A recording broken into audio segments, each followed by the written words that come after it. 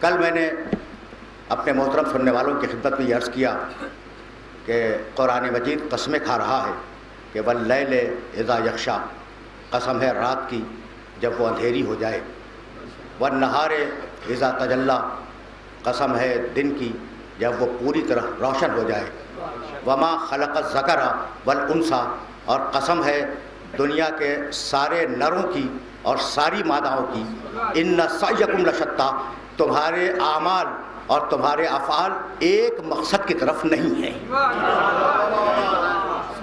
تمہارے اعمال و افعال میں مقصدیت نہیں ہے، تم بغیر منصوبے کے کام کرتے ہو، بغیر حکمت کے کام کرتے ہو، تمہیں نہیں معلوم کہ تمہیں کیا کرنا چاہیے اور کیا نہیں کرنا چاہیے۔ دیکھیے قرآن مجید نے، ذرا منزل توحید میں رکوں گا، قرآن مجید نے ایک مقام پر انسان کی پوری زندگی کا نقشہ ایک آیت میں کھینچا ہے، ایک آیت میں۔ سورہ حدید قرآن مجید کا 57واں سورہ ہے اور اس سورے کی 20ویں آیت، یہ نشان نوجوان دوست یاد رکھیں اور اسے دیکھیں۔ اعلموا انما الحیات الدنیا لعب ولہو وزینۃ وتفاخر بینکم وتکاثر فی الاموال والاولاد۔ اعلموا، آرام سے سننا اس آیت مبارکہ کو، اعلموا، اس بات کو اچھی طرح سمجھ لو، اس بات کو اچھی طرح جان لو کہ تمہاری دنیاوی زندگی میں ہوتا کیا ہے۔ پہلے کھیل ہے،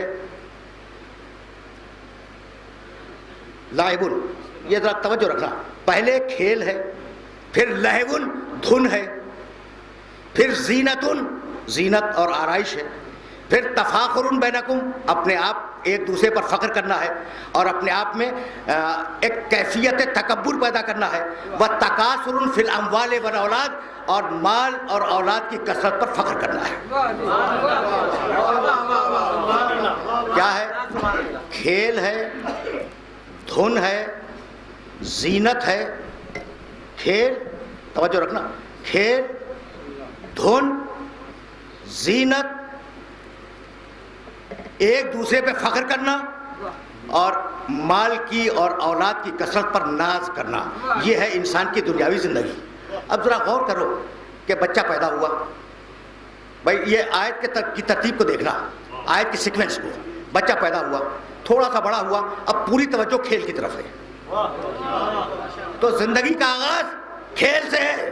اب وہ نوجوان ہوا تو جو شوق اس کے دماغ میں سما گیا اس کی سرگرمی شروع کر دی، تو پہلے کھیل پھر لگن، اور اب جب جوان ہوا تو اچھا مکان، اچھا لباس، اچھی گاڑی، اچھی شریک زندگی، اب زینت کا تصور ذہن میں آ گیا، اور جب وہ پوری زندگی کو گزار کر، پوری جوانی کو گزار کر جب وہ اپنی پختہ عمر میں آیا تو اب اس نے سوچا کہ میرا کیریئر بننا چاہیے، ٹھیک ہے نا، تفاخر بینکم، اب مجھے دوسروں سے بہتر ہو جانا چاہیے، تو تم ایک دوسرے سے بہتری کی خواہش رکھتے ہو، اور جب بوڑھا ہو گیا تو اس نے سوچا کہ اتنا مال چھوڑا ہے، چھوڑ کے جا رہا ہوں، اتنی اولاد چھوڑ کے جا رہا ہوں، تو اب میں پوری ایک فیملی اور پورا ایک خاندان بنا کر اس دنیا سے جا رہا ہوں میں، تو پوری زندگی کھیل، لگن، زینت، فخر کرنا اور اموال و اولاد کی کثرت پہ ناز کرنا، تو جو اولاد کی کثرت پہ ناز کرے وہ انسان ہے، اور جو اولاد اللہ کی بارگاہ میں قربان کر دے وہ آل محمد ہے۔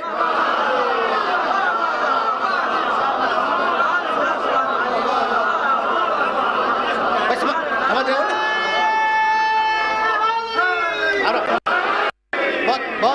بہت آرام سے سننا،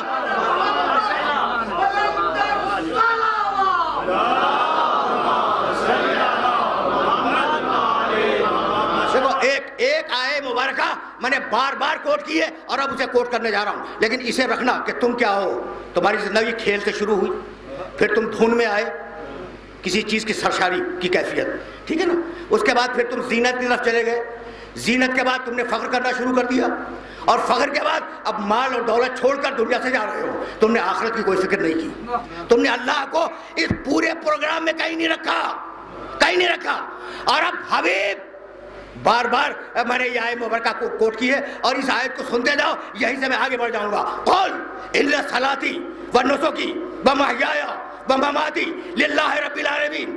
کہہ دے میرے حبیب کہ میری پوری زندگی اللہ کے لیے,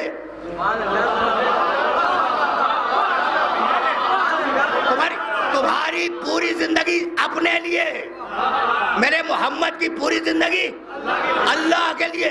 بھائی پھر سننا, اس لیے کہ میں اس لفظ سے فائدہ اٹھانا چاہ رہا ہوں. کبھی میں نے تمہارے شہر میں کہا تھا, بھائی بہت توجہ رکھنا, قل ان صلاتی و نسکی و محیایا و مماتی للہ رب العالمین.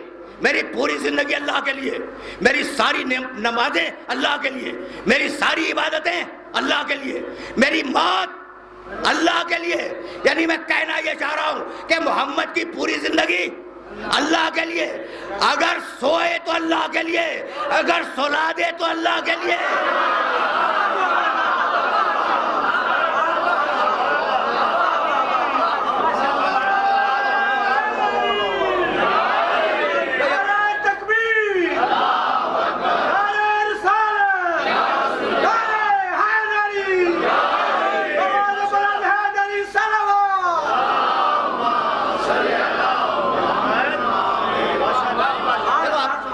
موضوع کلام میں یہ بات آ گئی ہے, میں عرض کر چکا ہوں, مجھے تو جانا بہت دور ہے لیکن اسٹیبلش کر رہا ہوں میں. محمد پوری زندگی اللہ کے لیے, اگر جاگے تو اللہ کے لیے, اگر جگا دے تو اللہ کے لیے, اگر سوئے تو اللہ کے لیے, اگر سلا دے تو اللہ کے لیے, اگر بیٹھے تو اللہ کے لیے, اگر بٹھا دے تو اللہ کے لیے, اگر اٹھے تو اللہ کے لیے, اگر اٹھا دے.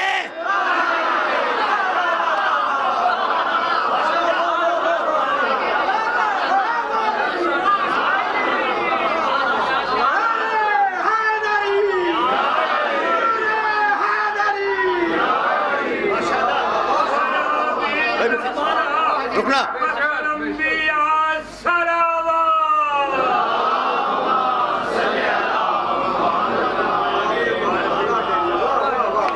میاں شیخ منظور صاحب نے فخر الانبیاء پہ صلوات پڑھوائی, اور واقعہ یہ ہے کہ میرا نبی فخر الانبیاء ہے, میرا نبی نبیوں کا نبی ہے.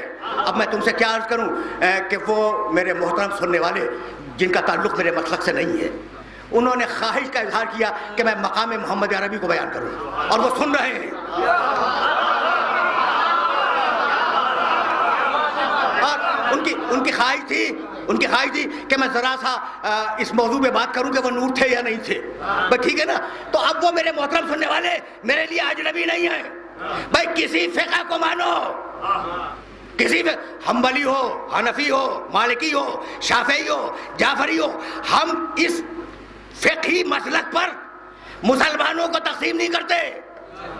حنفی ہمارے سر کا تاج, مالکی ہمارے سر کا تاج, جعفری ہمارے سر کا تاج. فقہی مسلک پر ہم مسلمان کو تقسیم نہیں کرتے. ہم تو فقط ایک بات کو دیکھتے ہیں کہ کون علی کا دوست ہے, کون علی کا دشمن ہے.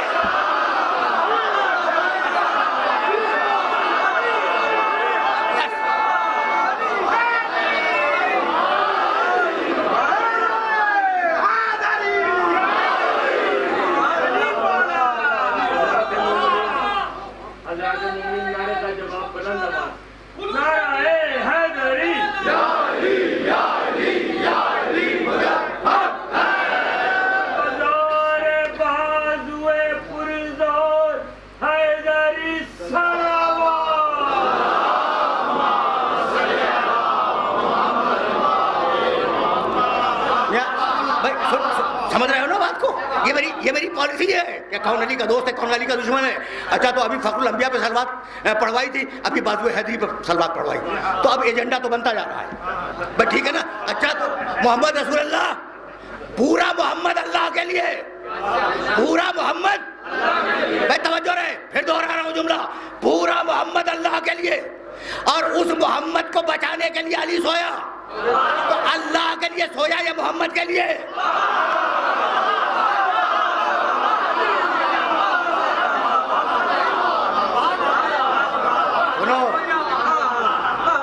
سننا